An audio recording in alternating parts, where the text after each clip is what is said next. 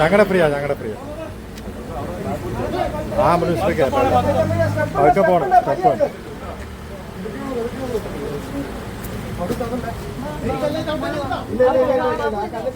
നേരെ പോട്ടെ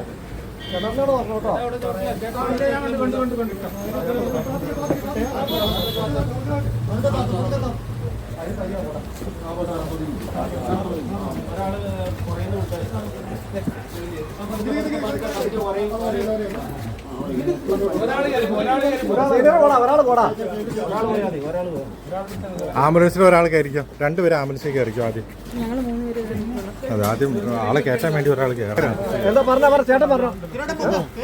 രണ്ടുപേരും അകത്തേക്ക് കയറിയേ. അല്ല